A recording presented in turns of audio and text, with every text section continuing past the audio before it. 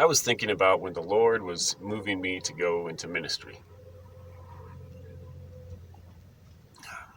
So let's tell a story about a young man who wants to be a pastor. And so he talks to his pastor, and he talks to his parents, and they decide to send him to Bible college. So he goes to Bible college, and he works hard, and he's diligent, and he gets good grades, and he learns to preach the Word of God. And he learns to teach and be a leader. And he finds a young lady, and they decide to serve the Lord together, and they fall in love, and they get married. And then he graduates, and he graduates well. And his parents are proud of him, and his pastor's proud of him. And they find him a small church to preach in, and the church hires him. And he works for a modest salary, and he's bold and valiant for the truth, and he preaches the Word of God from the pulpit. Now, if that suits your expectations for a man of God and serving God, you can think again. If you look through scriptures, you won't find that kind of a story for a man of God. That's not the story of a man of God or a man of faith. That's the story of a career preacher. So what does it really look like to be a man of God, a man of faith?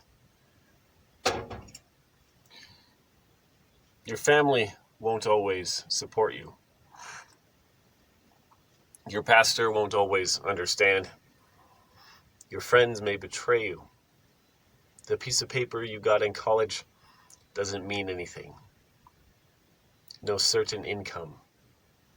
No certain dwelling. Uncertainty. Possible beatings, imprisonment. But this is where faith thrives. This is fertile ground for bearing fruit. You see, this is all or nothing. There's no halfway. There's no riding the fence. There's no escape plans. Let's go to Luke chapter 14, starting in verse 25. Now great crowds accompanied him being Jesus. So great crowds are following Jesus. And he turned and said to them, if anyone comes to me and does not hate his own father and mother and wife and children and brothers and sisters, yes, even his own life, he cannot be my disciple. Whoever does not bear his own cross and come after me cannot be my disciple. For which of you desiring to build a tower does not first sit down and count the cost, whether he has enough to complete it? Otherwise, when he has laid a foundation and is not able to finish, all who see it begin to mock him, saying, this man began to build and was not able to finish. So Jesus makes it quite clear.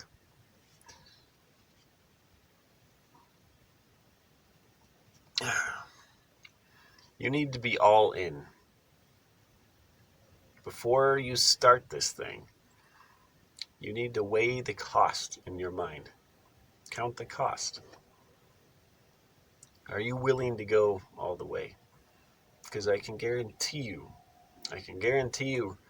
that he doesn't just say this for some people.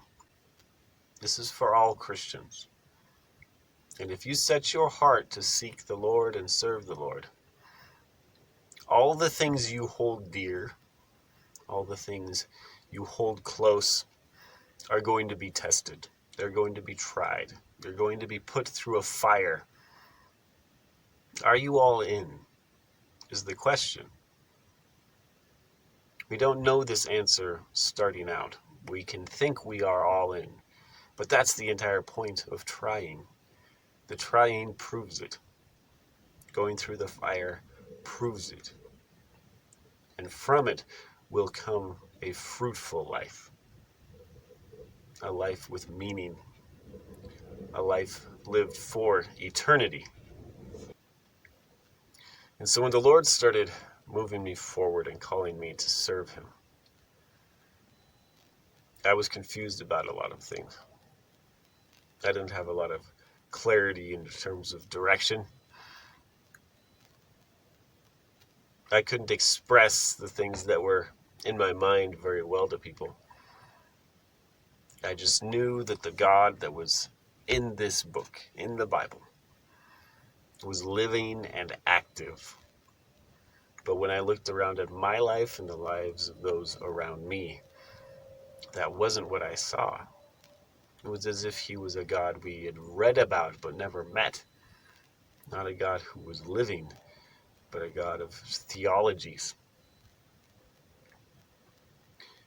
And I was pretty sure the thing that was missing was an active faith. Was that we needed to be in a position where we needed God, but we were very comfortable. We like our insurance. We don't like risk. We don't like burning bridges. And so I started taking some steps forward, and it did bring me into conflict with people in church. And family and friends didn't really understand what I was going through. And so I went to a Bible college for a little while. I left the church I was with. I went to another church. I got involved in the jail ministry. But I was always bothered by feeling fruitless. And I wasn't sure that God was with me in these things. Was I doing what God wanted, or was I just doing what I wanted? And all these things could have been done without faith, just some study and some work. And I started to feel that things really needed to change. But I had no examples to follow. And then I read about Abraham in Genesis 12, and how God told him to get up from his country and from his people and go to a land that he would show him, and he would make him a great nation. And Abraham got up and he left in search of that country. But what if Abraham said, great, God's going to give me a land and he's going to make me a great nation. And Abraham did not leave, and he waited. He waited at home. And if someone were to talk to him and ask him about it, he would say, God's going to make me a great nation, and God's going to give me a country. And once God does, I will leave here and I will go to that country. And I feel that that is how we often live our faith, which is not faith. Faith is the substance of things hoped for, the evidence of things not seen. And so for us to wait for it to be given, for us to wait for the fulfillment, for us to wait for security and safety before we step out, is not faith at all. We move forward in the hope and in the full assurance that it is there and that God will do what he said he would do. And I started to see that that was the thing that was missing. It wasn't the mental understanding of who God was. It was a life that needed God. It was a life that had given up on the things of this world. It was a life that had put itself into a place where if God did not come through on his word, then all is lost. And so I knew I needed to leave what was familiar. I knew I needed to leave my surroundings and what was comfortable, and that everything needed to change. And it was from that I started looking into serving God overseas.